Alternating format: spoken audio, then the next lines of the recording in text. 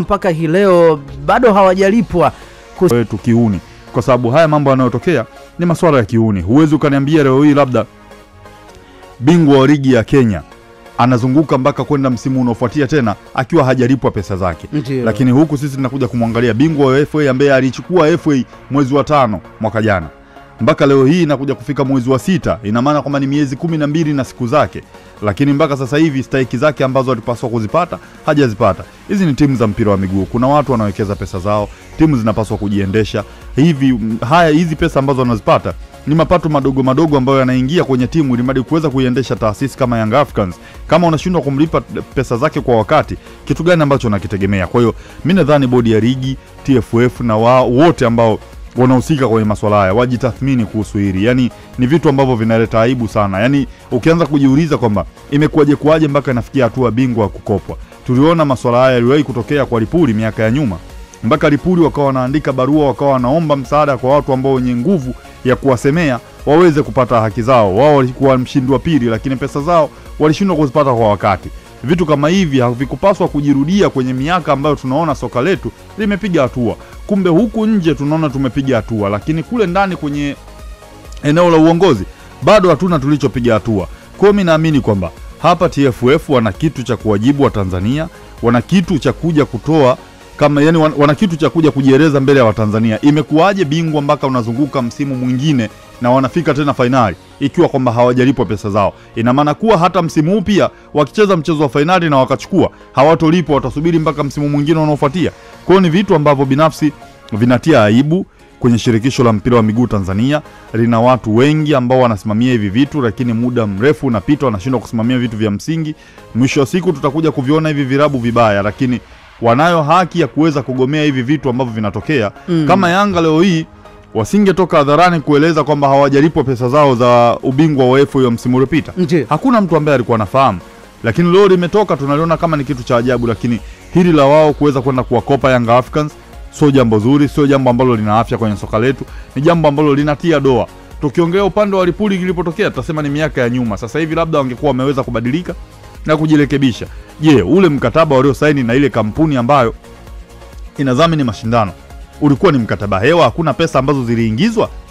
Na kama pesa ziliingizwa, zimeenda wapi? Mnashindwa kumlipa bingwa? Sasa ni maswali ambayo watu wengi watajiuliza, ni maswali ambayo Watanzania wengi wanapaswa kupata majibu yake. Walisaini mkataba, ule mkataba walio saini, pesa zimeenda wapi kama walilipwa? Na kama hawajalipwa, walisaini mkataba hewa? Unasaini vipi mkataba hewa kuendesha mashindano ambayo mashindano hayo bingwa wake akitoka katika timu ambazo hazipo kwenye nafasi 4 za juu anapata nafasi ya kwenda kushiriki mashindano ya kimataifa? Kwa hiyo hapa palipofikia sasa, kama inawezekana, basi TFF wanapaswa watoke hadharani kuja kutueleza hichi kinachoendelea ni kitu gani. Na ni ngumu. Sawa.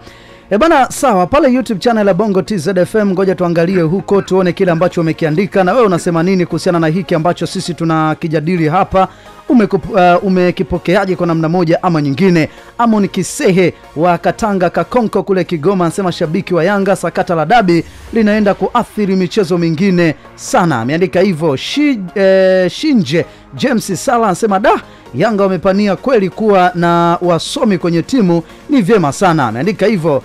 Frugensia Mbesa anasema hatuchezi. Nehemia Buriba anasema hawa nyuma mwiko wanavuruga ratiba wakati wenzetu huko wanafanya maandalizi ya msimu ujao. Sisi tunakalia hatuchezi. Mashaka Msukuma wa Kwimba, Mwanza Tanzania anasema hao bodi mpaka waseme hatuchezi ngo, daima mbele nyuma mwiko, kauli mbiu ya uhakika. Niandika hivyo. Mwingine Atweze Harrison anasema huu ndio muda sahihi wa kutengeneza ligi yetu, maana tumechoka na mambo ya kulalia upande mmoja. Hussein Bakari anasema anafuatilia Bongo FM YouTube channel live stream kutoka kule Karonga, Malawi. Paul Peter anasema nyinyi mnakuza mambo bwana, mnajua makubaliano yao? Hilo la kukopwa mbona hawakusema miaka yote wanatoka wamekopwa. Huo ni uongo na ufitinishaji, ameandika hivyo. Ikuruga Mwita anasema kutoka Tarime Nyabisaga na wakubali sana wachambuzi wa Bongo FM. Huseni Balozi anasema tusubiri tarehe 15 ndio tutajua. Sawa. Huseni Kapolo anasema hapo hatuchezi kwa hali meandika hivyo. Paul Peter nimeona kile ulichokiandika na wengine wengi kwelikweli ambao wameendelea kuandika kutoka kule YouTube channel la Bongo TZ FM.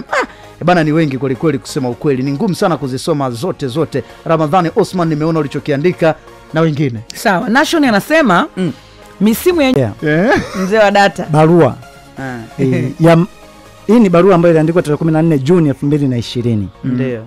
Hii ni barua ambayo inarejelea mchezo wa finali wa FA Cup. Enzi hizo kitambulika kama Azam Sport Federation Cup 2018-19. Barua ilikatumwa tarehe 14 Juni 2020. Ilitumwa barua siku zilizopita, TFF wakajibu tarehe 14 Juni 2020. Kumbukumbu namba TFF ripuri ya maombi ya fedha za zawadi na mshindi wa pili FA Cup 2018-19. Kwa maana mara baada ya ripuri kucheza finali 2018-19 mpaka 2020 walikuwa hawajalipwa pesa zao. Kwa hiyo mtaani kuna maana yake Yanga wachukulie kawaida tu. Mtaani wanasema haya sio mageni. Akwambia maneno haya sio mageni. Labda kama wewe ni mgeni wa jiji. Kwa hiyo ripuri washaikopwa. Hapa ilikuwa ni barua anasema ya maombi ya fedha na zawadi ya mshindi wa pili FA Cup 2018-19. Tafadhali rejea kichwa cha habari. Shirikisho la mpira wa miguu TFF lilikuwa limepokea sasa barua ya ripuri ya kudai fedha zao. Kwa Dying Africans sio jambo geni. Kwa mimi ambaye nilikuwa nipo karibu na ripuri tushawahi kuwa kiongozi wangu mmoja alikuwa anapiga simu sana kwenye vyombo vya habari kuomba msaada, kwa kuwa sauti za watu wa ripuri zilikuwa hazisikiki kama sauti za viongozi wa klabu ya Yanga. Kwa hiyo hizi mambo za kukopwa ubingwa, unachukua ubingwa alafu unapewa kombe ila hela inachelewa kuingia, sio jambo geni kwa ligi yetu. Ni mambo ya kawaida. Ripuri pia washaikopwa. Ali, tusitaki kuweka ukawaida kwenye vitu visivyo na ukawaida jamani. Kukopwa ubingwa sisi kwa kuwa ni Yanga leo ndio ngoja kwanza. Ripuri tulilia hivyo. Ali, unakopwaje ubingwa? Yani kitu kigumu. Eti bingwa unamkopa mwaka mzima jamani. Hivi Ali Luambano, wewe umesikia hili saga la bodi na Yanga? Naam. Na press ya Yanga umeisikia? Ule ulikuwa ni mpango wa wenyewe au waliogoma mechi tarehe 8. Utaniambiaje hawana kosa lolote? Hawana kosa, logarisha mechi sio Simba. Aliyegarisha ni bodi ya ligi. Lakini na wao lazima watakutana na lungu. Lungu la nini? Sasa kama Simba achezi mpira Instagram. Kwa sababu yeye aliposti tu Instagram kwamba sisi hatutashiriki huo mchezo. Yeye achezi mpira Instagram. Twendeni, si mnasema achezi mpira Instagram. Twendeni ila. Hii ngoma ni ngumu. Bodi ya ligi watoke waseme ukweli. Sawa. Ali Luambano, sijasikia ukitia neno, maana sijasikia ukitia neno kuhusiana na hili swala la Yanga kusema ya kwamba wao wamekopwa lile kombe mpaka leo bado hawajalipwa kile ambacho wanastahili katika ubingwa. Kwako umelipokeaje ama ndo tuseme kawaida? Binafsi nimelizoea kulisikia, lakini kama ambavyo amezungumza ndugu yangu Nila, sio vitu ambavyo vinatakiwa kuweza kuvizoea. Vitu ambavyo sio positive hautakiwi kuweza kuwa utaratibu. Na nilikuwa najaribu kufuatilia namna gani ambavyo Uingereza huwa wanawalipa mabingwa wao mara baada ya kuchukua ubingwa. Inawezekana Uingereza na sisi ni mbingu na ardhi, lakini kwa kuwa tunawatumia ligi ya Uingereza kama kielelezo, tunatakiwa pia kuweza kujifunza ni namna gani ambavyo wao pia huwa wanalipa hizi prize money kwenda kwa washindi wao. Ukiangalia ligi kuu ya Uingereza, wao huwa wanawalipa washindi wao hususan pesa zitokanazo na ushindi mapema tu mara baada ya ligi kutamatika, na wao pia huwa hawalipi tu zile pesa ambazo zipo kwenye nafasi za ubingwa, kwa maana kwamba bingwa na kiwango chake huwa hawamuingizii tu pesa, huwa wanakwenda kumingizia pesa pia za haki ya matangazo ya television, mechi zako zimetazamwa muda gani, lakini ndani within a 3 week huwa bingwa ameshalipwa pesa zake. Unaweza kuona pia ni namna gani ambavyo kuna changamoto za kuweza kuchakata mechi ambazo zimekuwa zimetazamwa, streamers zilikuwa ngapi kwenye mechi zako, lakini ndani ya wiki 3 timu huwa zimekwenda kulipa ubingwa. Kwenye hili nataka nijue, labda tunaweza tukawa tunawanyoshea vidole TFF na bodi ya ligi, lakini pia uwezi jua utaratibu wa mdhamini mkuu huwa anaingiza pesa muda gani kwenye bodi ya ligi na TFF. Ndio mwaka mmoja hadi. Kwa hiyo natakiwa pia tujue kwamba hawa bodi ya ligi yes, inawezekana kwamba bodi ya ligi yeye hajapata pesa, ndio maana yeye hawezi kutoa pesa zake za mfukoni. Kwa hiyo inawezekana labda kuna loophole ya mdhamini mkuu kuchelewa kutoa pesa kuenda kwa TFF, ndio maana wanachelewa kutoa pesa, au bodi ya ligi na TFF, sana sana ni TFF, ni mashindano ya TFF.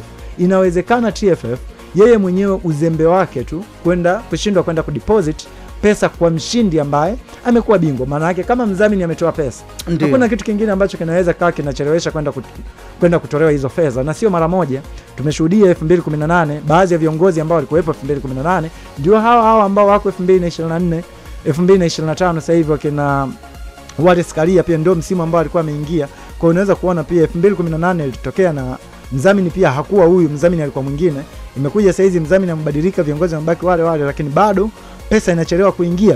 Lakini pia kama unakumbuka Nila Isa pamoja na Rehema kwa kipindi Young Africans pesa zao za ushindi kipindi kile ilikuwa ni milioni 50 zilichelewa kuingia, na pesa za ushindi nadhani zilikuwa ni performance ya kwenye michuano ya kimataifa, walilipo pesa zile na CAF. Bodi ya ligi TFF wakaambia kwamba hatuwalipi kwa kuwa mlikuwa mna deni lipo huku. Deni nadhani ilikuwa ni la Obila Chirwa.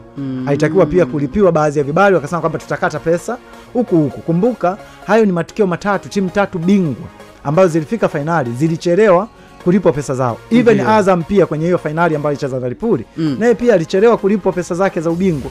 Kwa kikao ukiangalia kuna changamoto kwenye eneo. Kwa nini hizi pesa zinachelewa kutolewa kwa mabingwa? Inawezekana tukawa na laumu hapa, tunaonyeshea vidole TFF kwa nini wanachelewa kudeposit pesa kwa mabingwa, lakini vipi kuhusu huyu mdhamini? Kwa TFF wanachotakiwa kufanya ili wao waweze kuwa safi ni kutoka tu nje kuambia jamani, sisi hatudeposit pesa kwa mabingwa kwa haraka kwa sababu mdhamini amesema conditions zetu tunalipa baada ya muda fulani. Kumbuka hizi pesa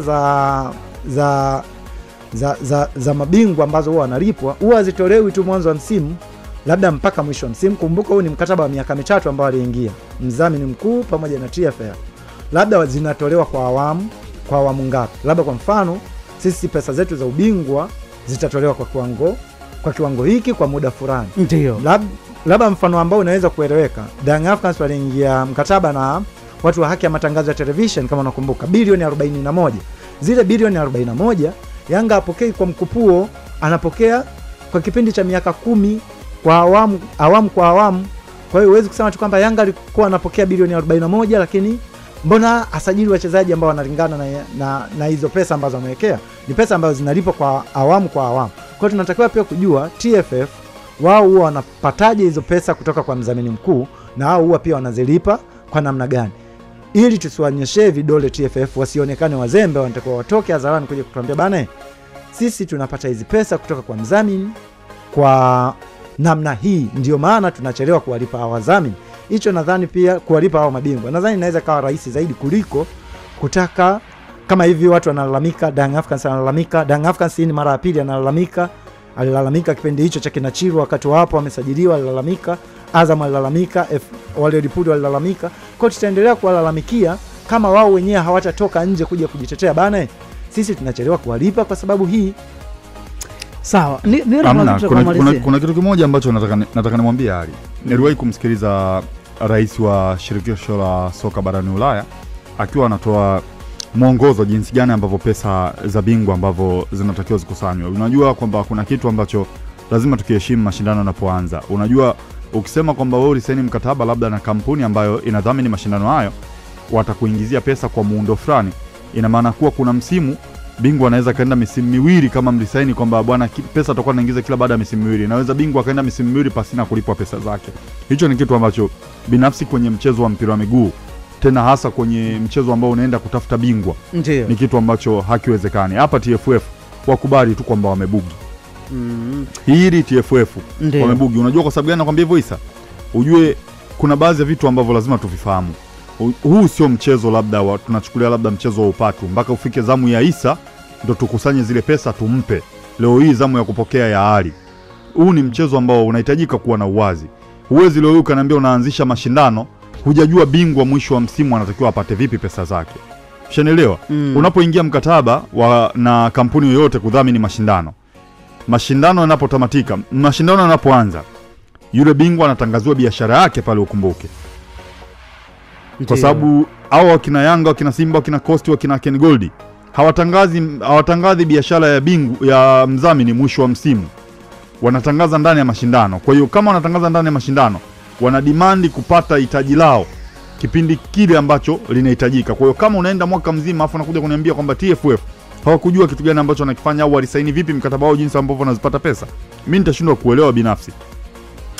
Sawa, bana, mchezo wa finali ya kombe la shirikisho nchini Tanzania kati ya Yanga dhidi ya Singida Black Stars sasa rasmi umepangwa kupigwa tarehe 25 majira ya saa 2 usiku katika uwanja wa New Amani Complex kule visiwani Zanzibar, kama ambavyo ilikuwa msimu uliopita ambapo Azam FC limenyana dhidi ya Yanga na kuzua kizaazaa ambacho kimeibuka siku ya leo ya kwamba bado mabingwa hawajapewa kile ambacho wanastahili kukipata. Dakika ni 5 pekee ndizo ambazo zimesalia kabla ya kwenda kuchezesha draw kutoka pale kwa Mshua. Endelea kucheza hapo, inawezekana ukawa miongoni mwa wale washindi, lakini sisi bado tupo sana na wewe.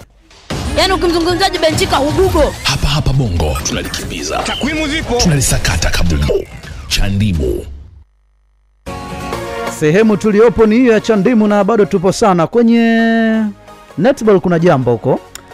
Yes. Kuna jambo huko. Watu wa pira fulani hivyo kurusha na nini. Mwenyekiti wa chama cha mpira wa pete nchini Tanzania Chaneta Dr. Devota Marwa ametaja kalenda nzima ya mchezo huo kwa mwaka huu 2025. Kwa kulingana na kalenda yetu ya mwaka, tangu Januari tulikuwa na mashindano ya ligi daraja la 3 ambayo kila mkoa ulikuwa unaendesha, ambayo huwa inaandaa timu ambazo zinakuja kucheza